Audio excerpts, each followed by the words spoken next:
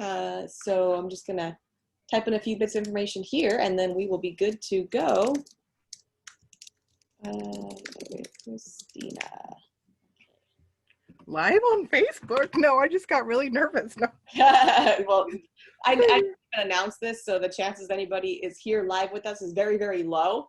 Okay. So it's most likely just you and me. Okay. Let's see, what is it telling me here? Sure. It's weird, I've never seen it. Let me see if it's too bright in here.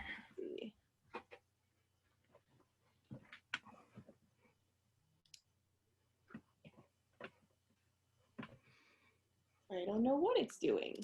Let's see. No, they just wanted me to put a description. Okay.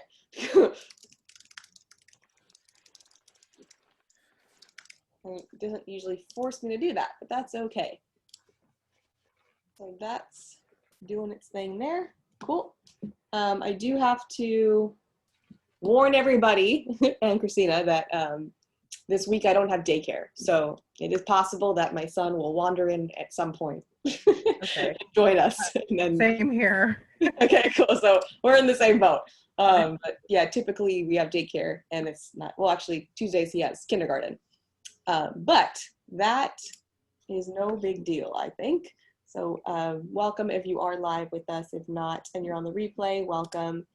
We are going to dive into this breakthrough session with Christina. I'm just figuring out why it won't show me the, there we go. Okay, so I have your application here in front of me, and we'll just kind of go through and then see if we can't help you at least know where to go next, like what your next best steps will be. And also what I think is really powerful in these types of sessions is to get a lot of clarity about why things haven't worked and what will work. And I feel like just that alone makes us feel so much lighter. It's like, okay, I understand. Whereas as opposed to being in that place where like, I am trying things, it's not working. I don't know what's going on. My body's broken. Like just being able to say, I get it. I get why this is happening and I get what I can do to change it. I think that can be really, really powerful. So hopefully we can do that. So one of the things that you wrote in here is that when I asked what's the single biggest hurdle right now, you said it's the way that you view yourself and food. So I'd love to start there. You wouldn't mind sharing a bit about what that means for you. So what that means, and I was just cleaning out my closet and I was looking at all my small clothes and I was saying, geez, even when I was wearing these small clothes, I was telling myself, you're fat, you're ugly, you can never be healthy. Just beating myself up. I think everybody can relate to that exact experience of the clothes that you had before when you thought you were too big and you look back and you're like, man, if I could be that size again. Yes. And then I also do the Center for Mind Body groups. We facilitate them and there's a section on nutrition and mindful eating. And when it's my turn to do it, I go, you know, I can't do this. I'm not living this and I can't do it. I feel like a hypocrite trying to teach something I don't have, you know. And recently when we were doing the group, we had to draw our relationship with food, you know, so we get into a meditative state and then we draw our relationship with food. I couldn't come up with a picture, but I did come up with some words and I brought it with me just to show you that it says, I hate you. And it says, I remember. And then when I wrote that, I was remembering my childhood surrounding food and the things that I learned. And then I wrote that I'm going to get help so that I can have a healthy heart, a healthy brain, and a healthy body. Sorry if I get emotional. No, it's totally, don't apologize. It's one part of the process and two, totally normal. So it's like, it's necessary. Remember, we're talking about lightening up, right? Releasing. And so releasing is in every sense of the word. And I, in the, let's see, 12 years I've been doing this now, I don't know anybody that can release the pounds without releasing all the stuff surrounding it, right? Internally. So that includes emotions, emotional releases, things like that. But also this topic is so charged, right? Not just your personal life. I'm talking about culturally, collectively. This is something that has a lot of sensitivity about it and a lot of judgment about it and a lot of supposed truths that are concrete, like get changed every day. So there's just so much surrounding it. So it's completely normal to have emotional responses to these types of very loaded topics. Also, it's been a battle, right? I don't know if I asked on here, but how long have you been battling this? The last 5 years. That's a long time, right? Yeah. That's a long time to fight a fight, right? So that's a lot of times that emotion comes from just the overwhelm of like, I'm so tired of fight, like I'm exhausted from fighting this, you know, and many people can talk about fighting it even longer than 5 years and just being like, this is not, I'm emotionally drained and exhausted. So all normal. So Yeah. going back to that relationship with food, you wrote, the first thing was it, I hate it, or I hate you. What did it say It on the says, paper? I hate you. I hate you. Okay. And that was referring to your relationship with food. That was what the prompt was. Yeah. Okay. And so when you think about hating that relationship with food, what is it that comes up as what you hate about it? Um, Like, was that a I hate you food, or was that I hate the way? I hate the relationship, and the relationship is the only thing that I know. So growing up, my mom was she was addicted to drugs, so she wasn't really there.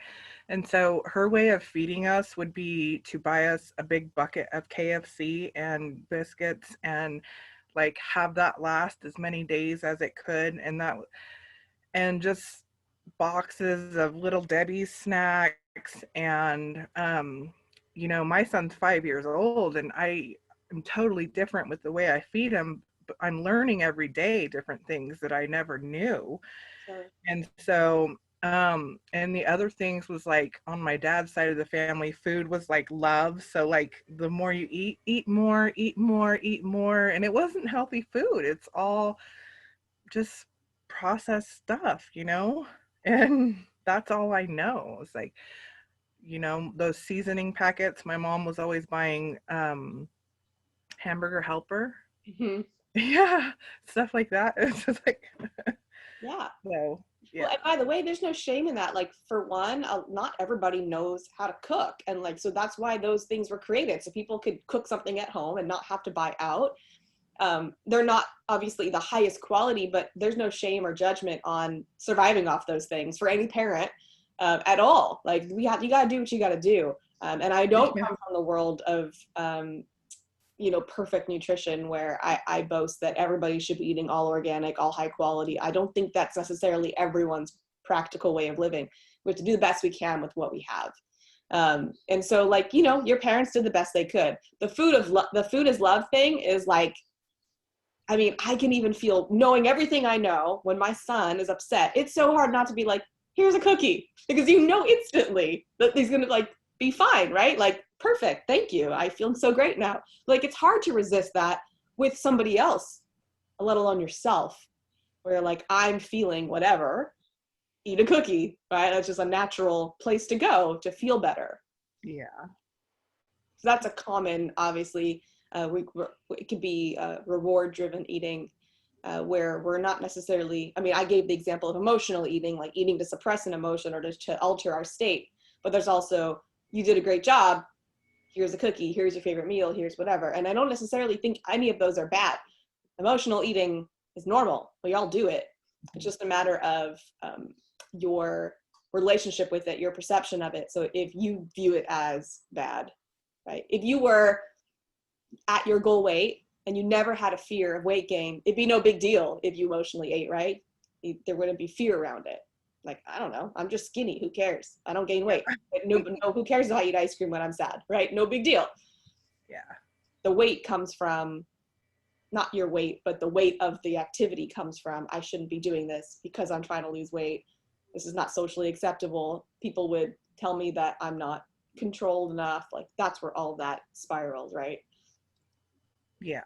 Yeah. Okay. So in terms of the relationship with food, are there things that you've tried to, I hate to say the word heal, but like, work with that relationship with food to make it better? Um, Not really. I mean, the only thing I've I don't know how to make the relationship with food better, and that's what I'm trying to learn.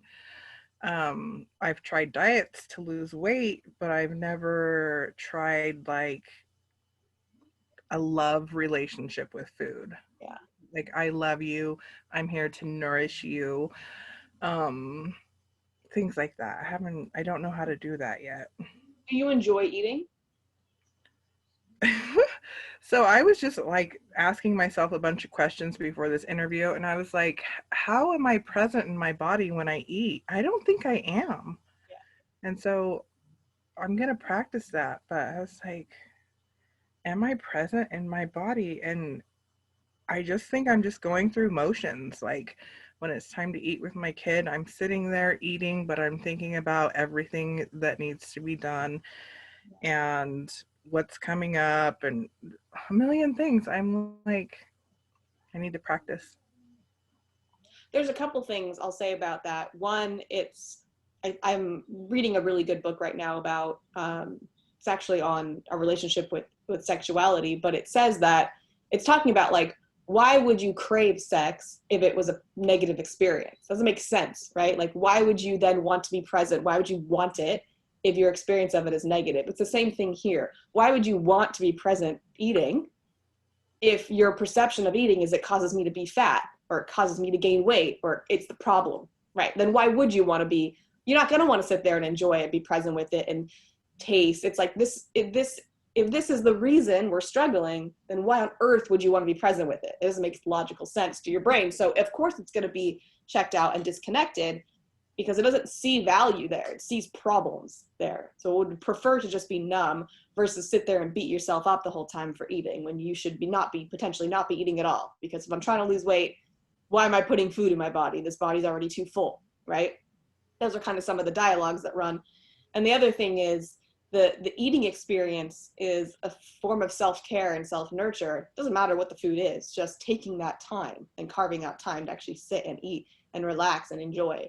And most people in this culture have not been taught that that's valuable.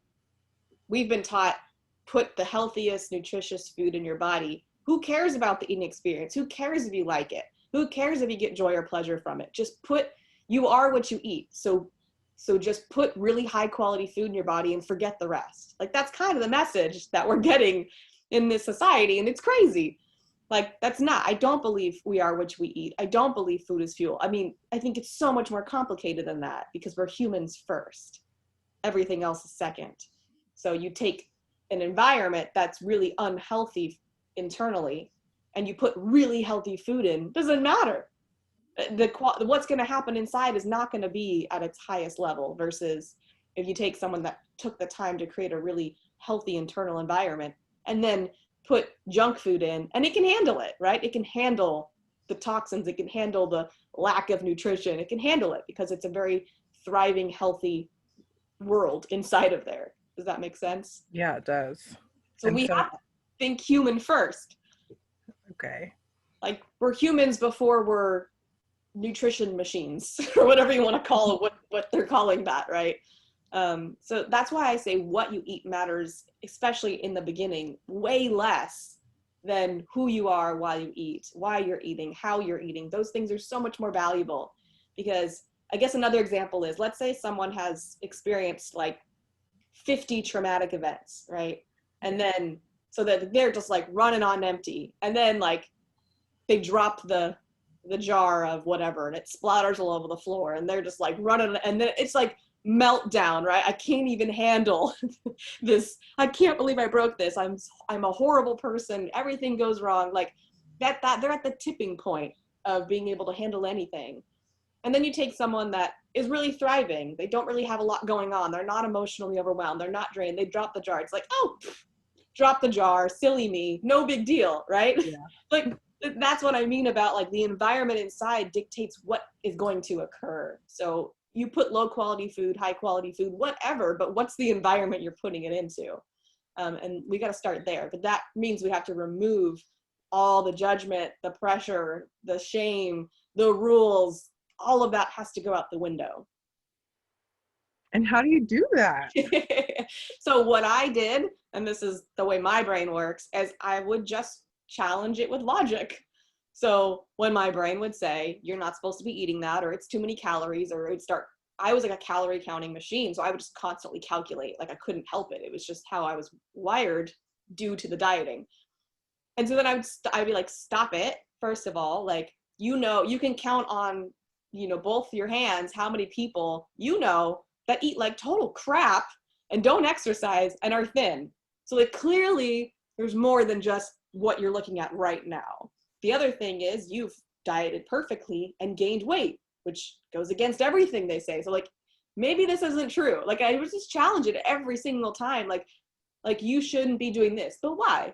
Like, why shouldn't I be doing this? What evidence do I have that shows that this is true? And I never could really find any, right? You're always like, well, there's this loophole, this thing, they said this good, they said it's bad. I know this person that does this and that. Like I could just go for, a long time disproving all these things that I was being taught and that I had just sort of running as a tape in my head. Okay. Like be smarter, right?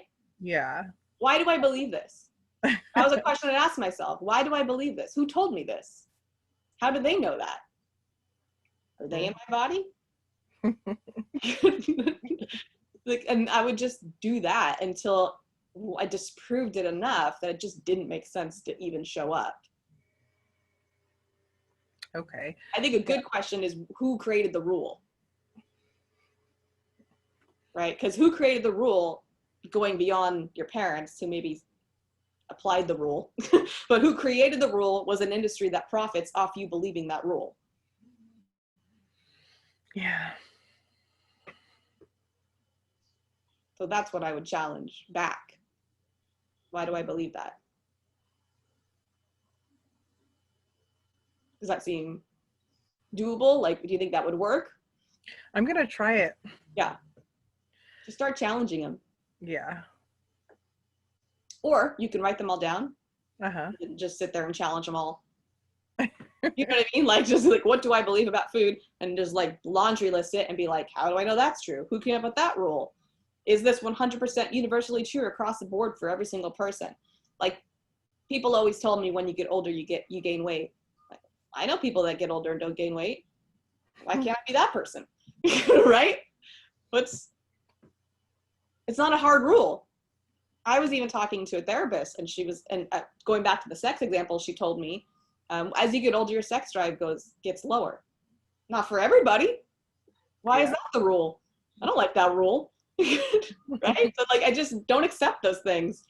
There's always people that don't line up with that rule. So be that person. Yeah. I'm going to try. Okay. So that's kind of step one, is just going through and challenging all those beliefs, because you didn't come up with them. They are not intuitive beliefs to you, right? We have intuitive beliefs like, I believe I'm meant to be an astronaut, right? If that's what you feel passionate about, like you don't know where that's coming from. That's just inside of you. I intuitively feel drawn to this person. I intuitively feel like this is what I want to do with my time. I intuitively want to be a mom. Like those are intuitive thoughts coming just from you. But all these are not intuitive thoughts. These are learned. Yeah. Which means they can be unlearned at Yay. any point. They don't have to be yours. You don't have to own them. Yeah. I was quarantined for 30 days, so I ended up getting COVID, and like then I was quarantined to my small room for 2 weeks, and then my son got quarantined because he was exposed to me. So I didn't do any exercising, and so I'm getting back into it. And you know how your body feels when you're 9 months pregnant from carrying all that weight in your back? That's what I feel like. And I'm like, wow, I have got to change my ways now. Because my back hurt, my knees hurt. Yeah, I had been too relaxed for 30 days. And then when I tried to get back to doing things, I was just like over exerted after 5 minutes. I mean, at the same time, like you did exactly what your body needed you to do, right? I mean, or at least maybe not your body, but what you were required to do. And your body might have enjoyed some of that relaxation too, as long as there wasn't guilt about the fact that you were resting. It's kind of like a mini vacay, right? Yes. Maybe not the one you would have selected, but There, like you could definitely spin that in a positive light as like, oh, what a nice time for me just to relax and be with my body. That's if you stayed in your body, which most people don't. In those situations, they come out of the body, right? So I'll say that. And the other thing is, I wouldn't look at it as like, man, I've got to do something, because I feel like that's a little harsh. Like, I don't think your body would communicate to you in that way. Like, hey, sister, you better knock it off and get to work. Like, I don't think that's how it would. I don't think that's the message it's trying to send. If anything, it might be like, hey, just a reminder, we need like this, and this to feel better. Like, nothing harsh, just like, hey, you know, a little stretching would go a long way for us inside of here. You know, we'd appreciate it. And it's probably more subtle like that. Like, it doesn't need a lot. It's just like, hey, we feel better when. Like, I feel better when I wake up and do yoga versus if I don't do yoga. But some mornings when I wake up, I'm more tired. And I'm very clear in those moments that I would rather sleep a little more and skip my yoga practice. There's no shame or judgment about that, right? That doesn't eliminate the fact that I always feel better when I start with yoga. That doesn't make that less true. But in that moment, in that day, in that instance, that's what felt right to me.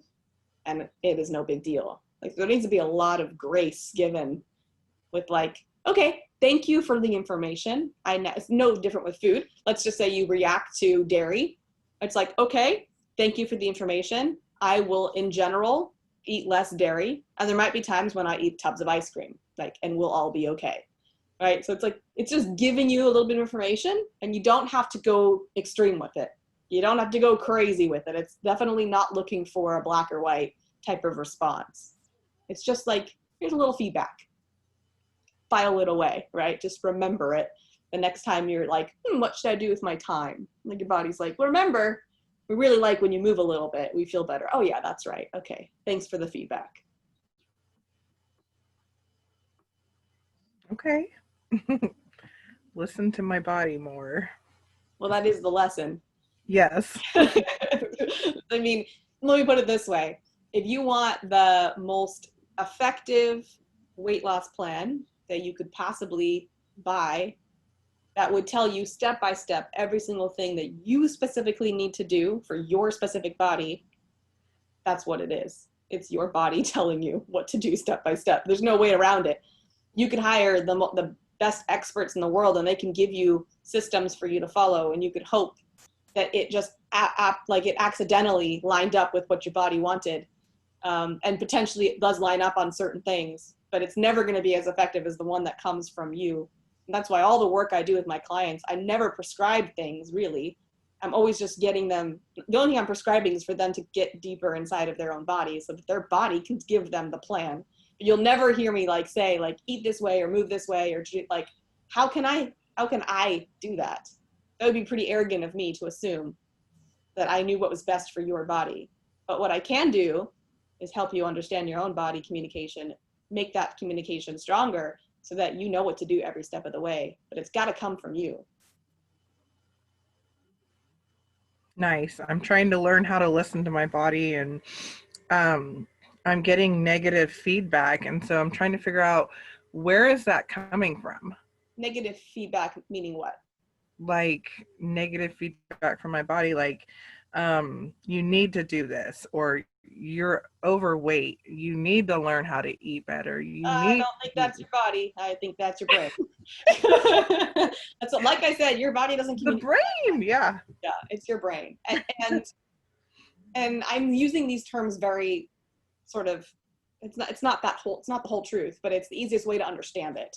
Like, you have your body, which communicates through like symptoms and like intuitive types of feelings and things like that. Like, I don't know why, but I feel guided too, right?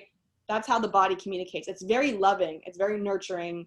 It's very like kind and soft and gentle, the way that your friend would talk to you, your best friend, your lover, whatever. That's how the body communicates. It does, and even symptoms can be extreme. Don't get me wrong. You might eat something and be on the toilet all day. Like, it could be an extreme conversation because it's telling you like, that is not going to work for me. But in terms of like the words, it does not communicate in that way. That's your own dialogue. Yeah. That's your interpretation of your body's messaging, most likely. Yeah. Like your body might be sending a signal of, I'd like some more movement, right? In whatever way it's coming up. And then your brain's like intercepting it and being like, oh, don't worry, I'll tell her. I got it. I got this. And then it's like, hey, lazy, get your butt up and exercise. Right? So like it's like taking it and it's interpreting it and then delivering it in a harsh way, because the belief is in our culture that if you like beat someone up, they'll be motivated, right? Like if you beat them down, if you tell them all the reasons they should do it and tell them all the reasons why they're a failure if they don't, then they'll be motivated out of that place of like self-hate to like do something. It's not necessarily untrue. It does happen, but that's what's happening there. It's being intercepted for sure. So I wouldn't go off of that. Yeah, I like the thing with the housekeepers, the ones who told themselves they weren't, whatever they told themselves, and then They weren't exercising every day. yeah, and then so I have a friend, she's always telling herself I can't lose weight or I can't gain weight, and I'm always telling myself I can't lose weight, and I was like, this is exactly what she's saying. Like we got to stop saying this to ourselves.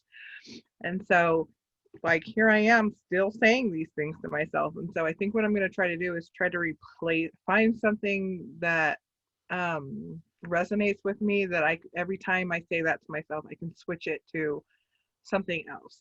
I like statements that are affirmations that are in motion, right? Because I did have a client, for example, who she's like, I am thin.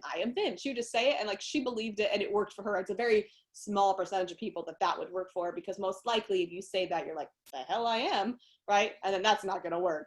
So I like motion, right? Like I'm moving towards, or every day I'm lightening up each and every day. I have a perfectly built weight loss system already inside of me.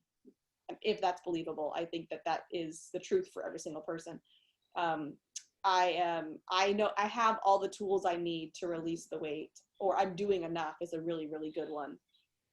Like I'm doing enough. The thing I want people to understand when they're not losing weight is it's never a case of I'm not doing enough. Like it's not a doing problem. It's not a behavioral change type of situation here. Like it's a being problem. Like you said, if you tell yourself every day, I'm overweight, it's hard for me to lose weight, all of that is you're giving the messages to the body, right? So it's very difficult to just stop them or to just replace them with the opposite. But you can start to say things like each and every day I'm lightening up, or I'm releasing layers of suppressed stuff, like whatever, like whatever you need that you can believe. The truth is nobody's good or bad at losing weight. There is no like gene that makes you good or bad at losing weight. There's a whole complicated mess of stuff that goes into it. But I guess if you were to boil it down, it would be that core belief and the why. Because if you talk to someone who's never had a weight problem and you ask them, why are you thin? They're going to say something like, I have fast metabolism, or I have good genes, most likely, right? Yeah. And that's just because they don't know. They don't know why they're thin. And unfortunately, most of those people are the ones in the wellness industry teaching other people how to lose weight, which is a bummer, because they don't actually know why they're thin. So I don't know how you teach others, but anyway, that's a whole nother topic. But the truth is that we don't know if first of all, we don't know if it's because of their genes and metabolism, because we can't really prove those things. They've done twin studies where it's identical twins. The one that I read was they took identical twins and they put one on a diet and one not on a diet, and the one on a diet gained weight.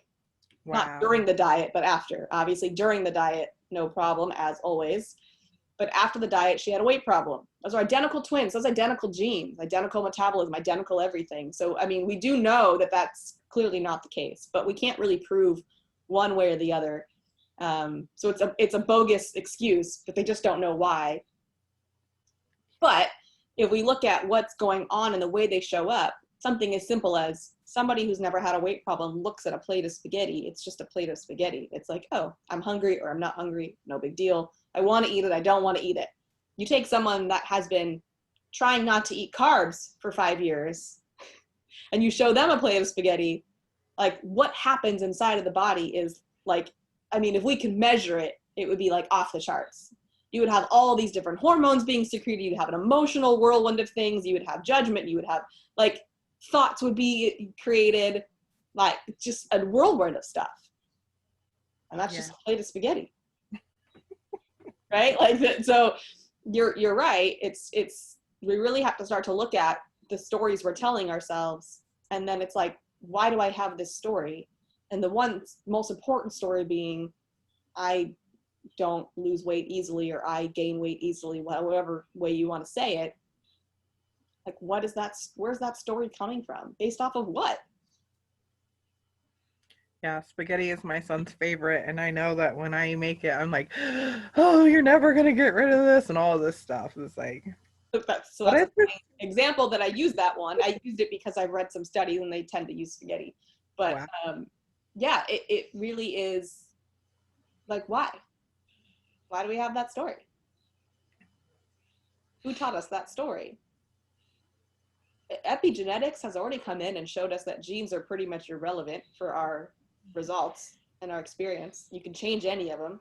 So that's not even a rule we can use anymore, that it's a genetic thing.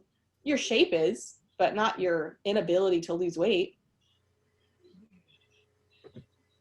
Your body fat, I mean, some people carry more body fat than others. That's genetic, I guess you could say.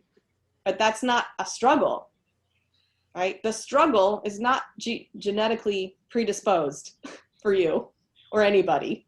Nobody is genetically predisposed to struggle with weight. That's not a thing. That's taught. Yeah. I was looking at my old soccer pictures last night, and I know I ran every morning, and I did all this exercise, and playing soccer, you just sweat a lot. And I looked at these pictures and I was like, you're still huge. Even when you do all that, you're still huge. And it's like, okay, stop. Huge based on what? Next to someone else, maybe, because you're comparing a body to another body, which is, yeah, that's your frame is your frame. Who cares? Right? The lie you've been sold is that you'll somehow be happier if you had a different one. And that's removing the struggle with weight, right? Because that's a whole different story. Let's say you didn't care about, like, you weren't worried about gaining weight or anything. You weren't worried about food. You weren't worried about all of that. You just looked at your body and looked at someone else's body and thought, I would be happier if I had that frame so I could wear those clothes. Or I'd be happier if I had that hair or those eyes. Like, that's what we're being taught so that we buy stuff. Yeah. There'd be no other. So if you're you feel healthy, you go to the doctor, all your numbers are good. Even they might say your weight's not, but F them, because they don't know what they're talking about. But all the other numbers are good.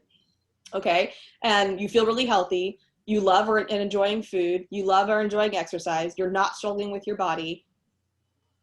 What's wrong with that picture? Who cares what the frame is? The problem is not what you physically look like. It's your meaning of all of it, right? In our culture, we've applied meaning to a larger body. It's bad, it's unhealthy, it's not desired. That's not your meaning, that's someone else's. Yeah.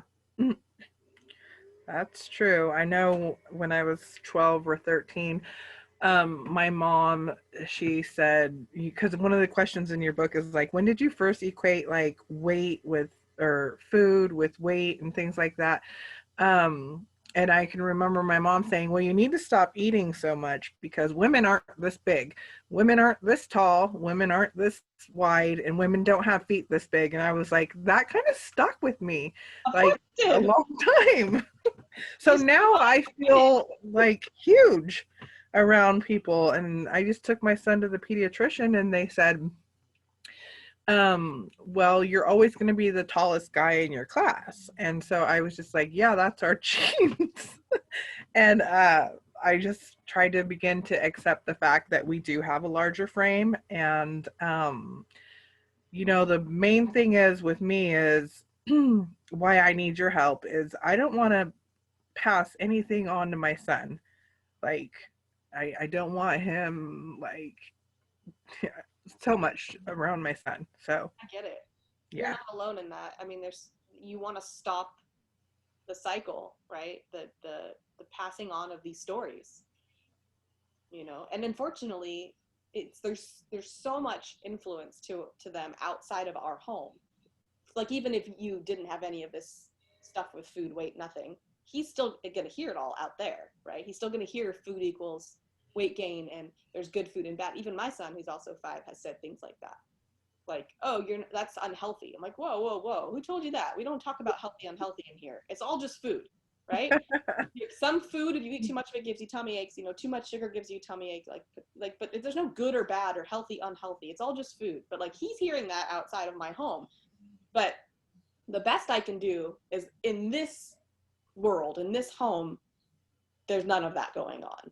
And I know that that's a big motivator for a lot of parents, is like, I want to at least create a space so that they might hear all that stuff out there, but it's not reinforced in here.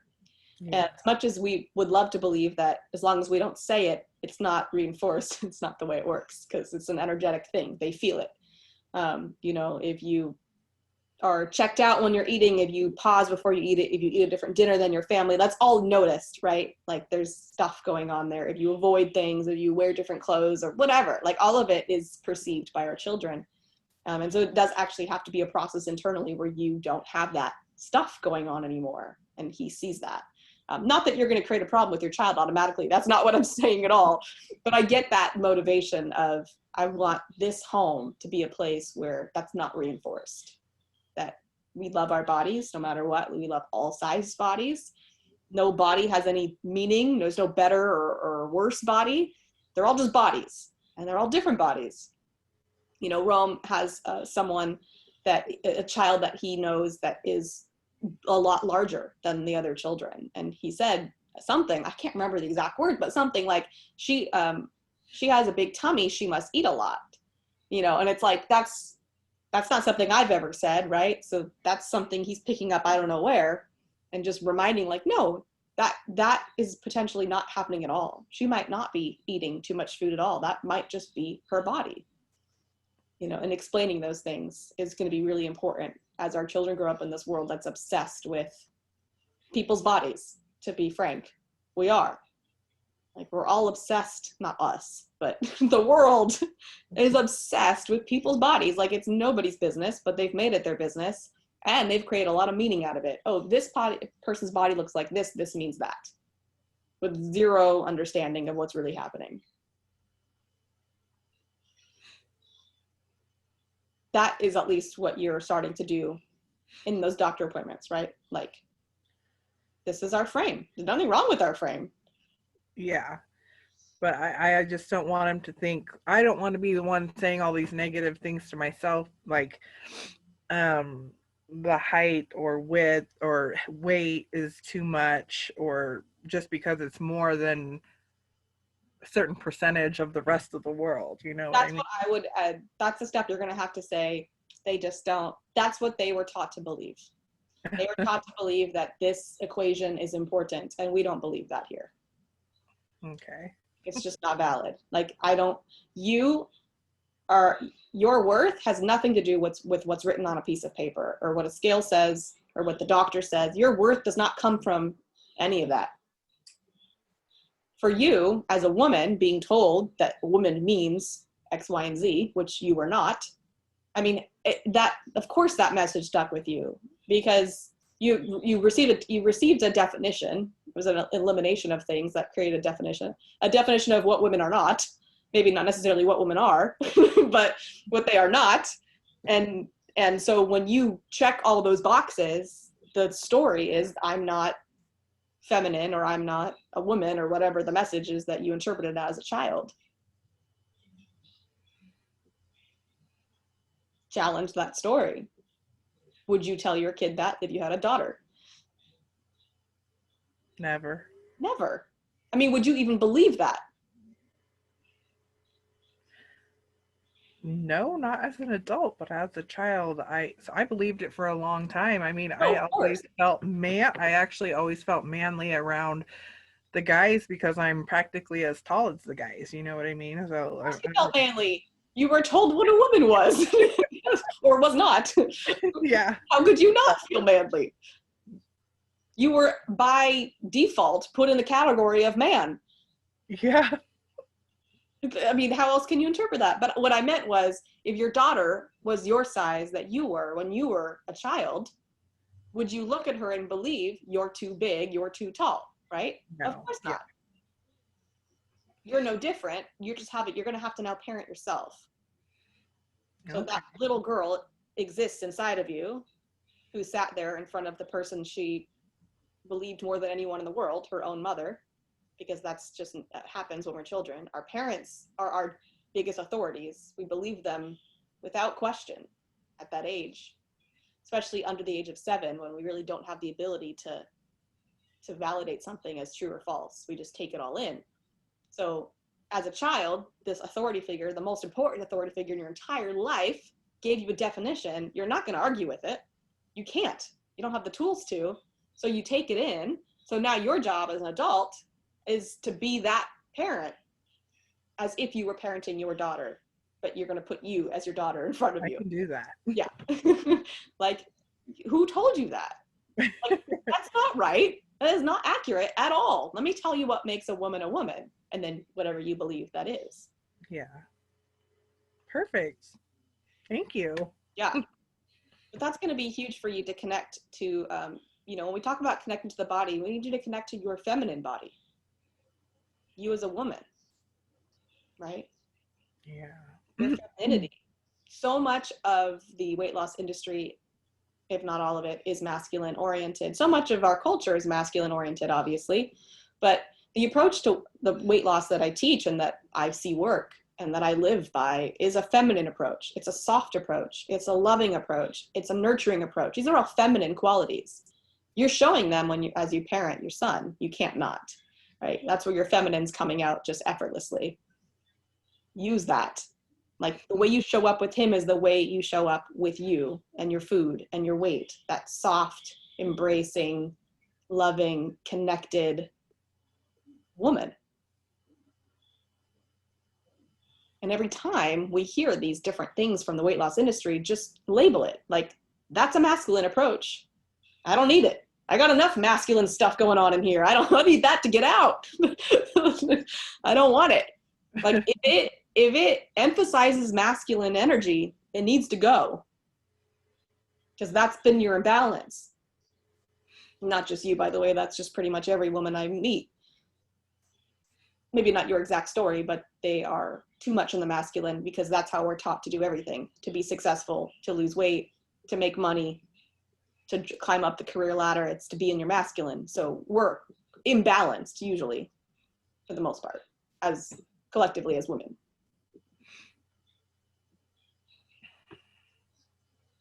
So that is going to be a huge shift.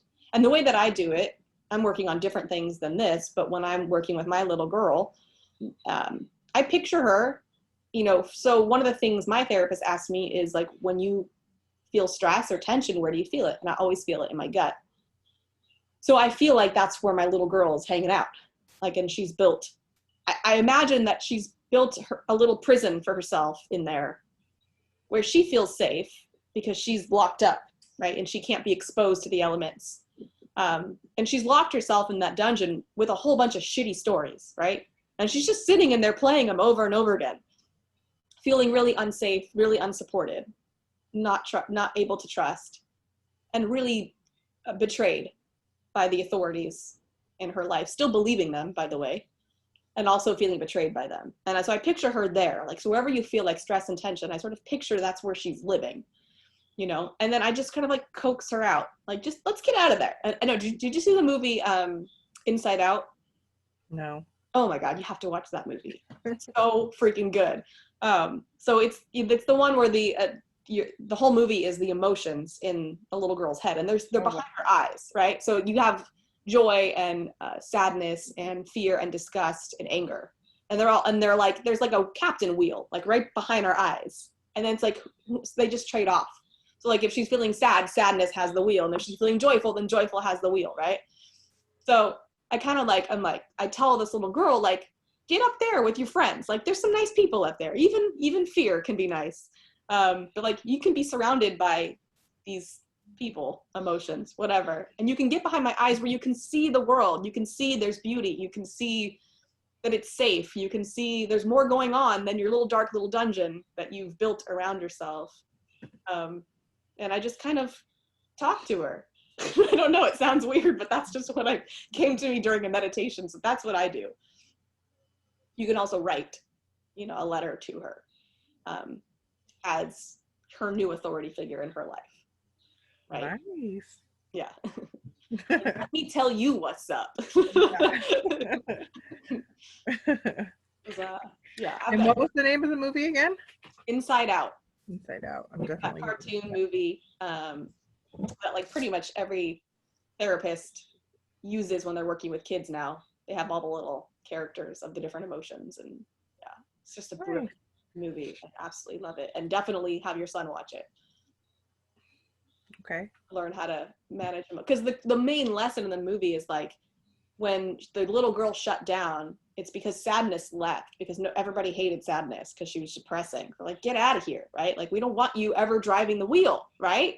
Like get out of here. So anyway, so she feels sad, the sadness feels sad, and she's like, I'm useless, right? Like I'm a useless emotion. And then what you find out is that sadness, when it finally comes back, that the girl, instead of being numb and angry all the time, she just starts crying. And then her parents finally know something's wrong and are able to help her. But when she was just shut down and she was just yelling at them all the time, they didn't know they didn't know what to do. And they were yelling back at her because they're like, you're misbehaving. But as soon as sadness came in and she just started crying and crying, they just embraced her and were like, do you know what I mean? So it's like, it showed how important sadness was and how different emotions are so important. So it's a brilliant movie for children and adults. I highly recommend that one. And I highly recommend I Feel Pretty but with Amy Schumer. Did you see that one?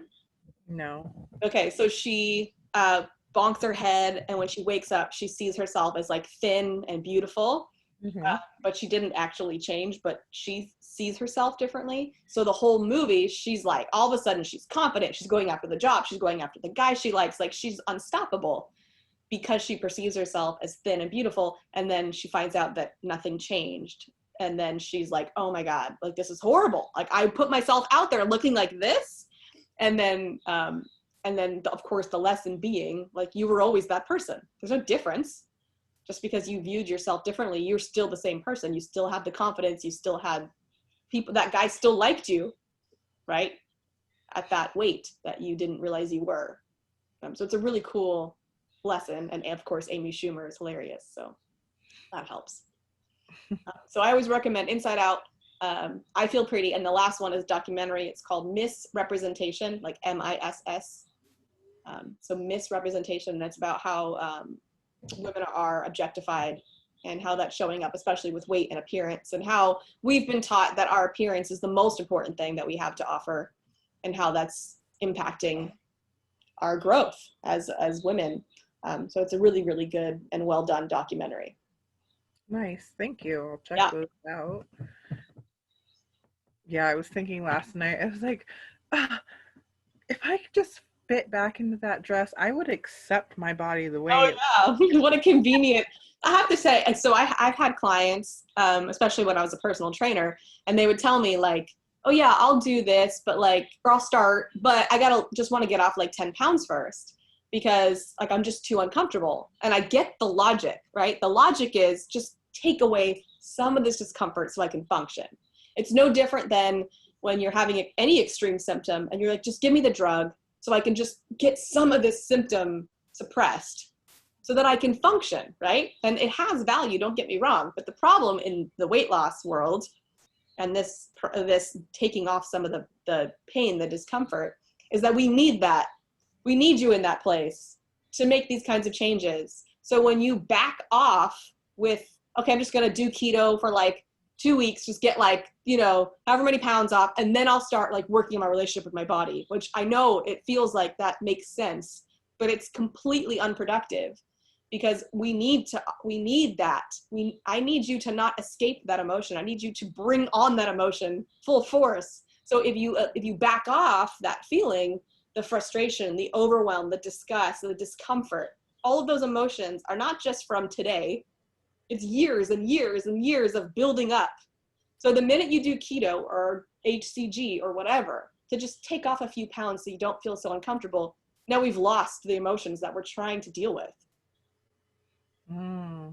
I need you to dive into those emotions, like full force. I need you to be like, come on, boys and girls, we're going. like it's time to process these. They're stuffed. And every time you do a diet or lose a little weight to alleviate the discomfort, you're just shoving them back down. Yeah. You're saying you're not okay. You're not okay to be here.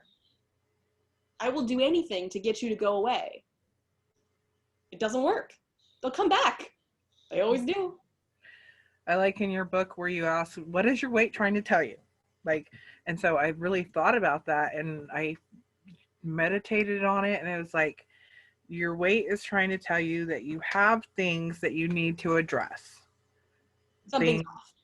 Yeah, something's off. And it doesn't have to do with your body. It has to do with perhaps partially the things that I was taught by my mother. I think that that's huge. So if I can, talk to the little girl and heal her and treat her the way I would treat my own daughter, that's going to be profound in the way that I begin to love myself and look at myself, and it doesn't matter what size this dress is. You like it, you look good in it. That's all that matters. What do you feel right now? And let it be. Like, let those emotions, the anger, the frustration, instead of directing it at yourself for example, in the clothing industry, a big complaint is like, they don't make these clothes in my size. I hear a lot, right? So instead of being mad at yourself for not fitting in, be mad at the clothing makers. Like, hey, assholes, why don't you make some freaking cute clothes in more sizes? Like, it's by design that's turned and directed at you. They do that on purpose because they don't want to be held responsible for that. Like, so all of that, those emotions that you're directing at yourself need to be directed at the industry that's profiting off of these thoughts and feelings, right? That's where my anger is. I'm infuriated with this industry. Like, get mad at it. Mm-hmm. How dare you teach people this stuff? How dare you prescribe these things knowing, and they know, that the probability that somebody will end up with more weight gain and disordered eating is like not off the charts. Like, all the studies are out there. They all show that. So, and they don't care. That's who you'd be angry with. Yeah, I read that 90% of people who lose weight on a diet gain it all back. Yeah. So I'm like, really? Well, I don't want to diet anymore. That's what I'm saying. Be it's been mad at them. true. It's not a you problem. That is not a you problem. That is a them problem.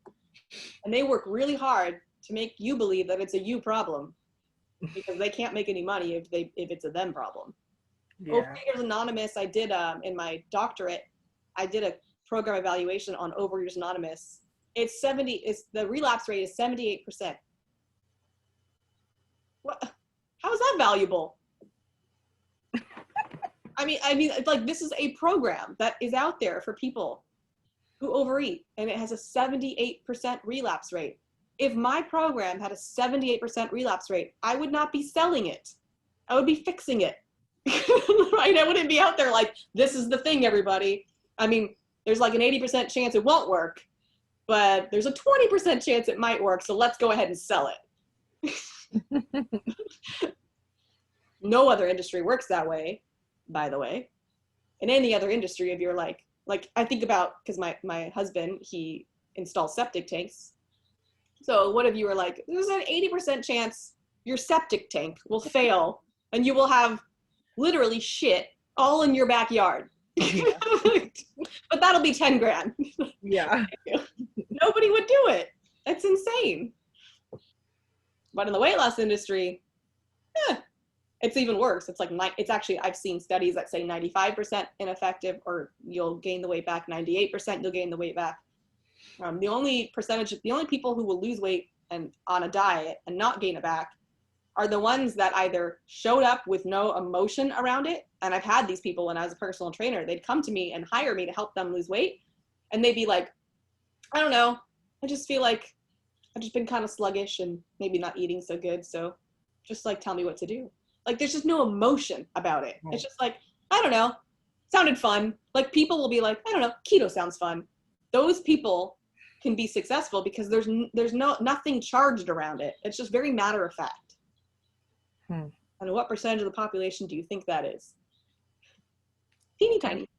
Yeah. Tiny. If you're showing up to your weight loss program charged with emotion, the likelihood that that will work long term, I mean, I should actually do a study on that because that would be an interesting stat. I think that's step one for you, though. I tend to start people on the food stuff, but I think your first step is this. And I think as you work through that, you will start to show up more mindfully with food automatically and allow that to be a self-care and self-love practice where you really enjoy it because it's not something that you ever got to do before. Like if someone's just throwing a bucket of chicken in front of you and is like, here you go, like there's no care or love or attention put into preparing that meal, eating that meal. There's no sitting down and enjoyment, talking about your day. Like all of that's not there. So you haven't had the opportunity to even experience that as a child. So that's just a matter of not knowing. So I think as you heal this stuff, you'll just think that's an exciting way to keep testing, right? Just like, ooh, that would be fun. Like, what if like on Fridays, like we all cook as a family and we set the table together? Like, I think you'll find some fun with it once you sort of work through the other stuff. Yeah. I love prepping and preparing and feeding myself, like just as much as other people. I don't care. I cook for just myself all the time. And I love it. I get a glass of wine. I start cooking my food. I listen to a podcast sometimes. I got my recipe, and I just make it. It's a whole experience. The preparing of it, the sitting down, the eating of it, like, even if it's just for me. Nice. So I think that will come naturally. And then the movement too is it's not a priority in my opinion. I know your body's physically talking to you, but you just do a few stretches every day and you'll be fine. Like, I don't think the exercise is the main place to focus. I do own a yoga studio. If you want to try some online yoga, we have incredible teachers. That might be a good starting place for you, just to get some really gentle and feminine kinds of movement in. It's going to be really important that the movement you choose is feminine based, which means not high intensity, not no pain, no gain, right? All about connecting to the body. Okay. Can you send me the link for the class? Okay, thank you. I'll send you that. We have you can do 2 weeks for $22 to try out all these different classes. Nice. Yeah, and so I think that might be, well, I always recommend yoga because it's really the only feminine approach to movement. Now, dance, I guess, would be too. Dance and yoga are kind of the two.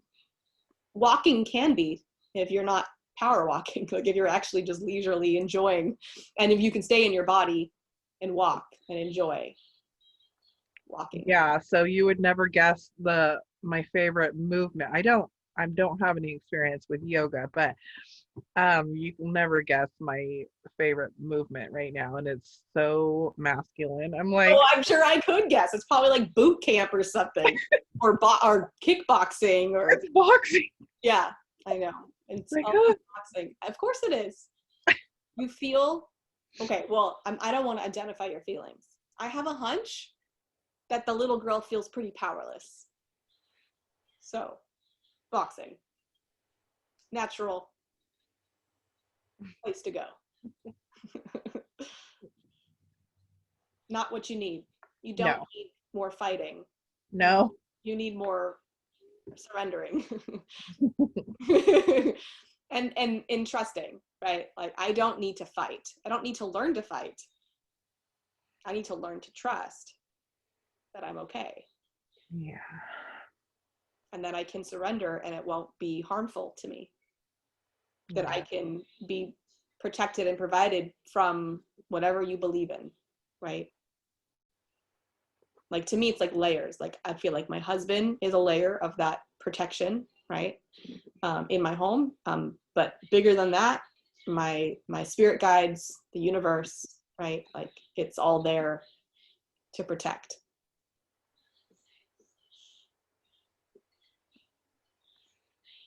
Okay, cool. Yeah. Feel good? I mean, Yeah. maybe you don't feel good, but feel like you know what to do, I guess would be the better question. Yeah. Feel clear? Yeah. Okay. Thank you. And you have emotion starting, so I would recommend just now, well, as we end this, just kind of let that, like, keep it going because it's right there. And I want it to keep coming out since it's right at the surface. So maybe journal right now or just whatever you need to do, but keep that emotion flowing because we uncovered some things that needs to be released. Okay. So thank you so much for your time today. My pleasure. Thank you for showing up and being vulnerable and talking about topics that so many other people can relate to. You are not alone in your experiences, not even close. Yeah. So I'll keep you posted on how these things have worked for me, and I'll go ahead and I'll journal right now and Good. all that good stuff. Okay, sounds Okay. great. Thank you, Michelle. Okay, bye. Bye.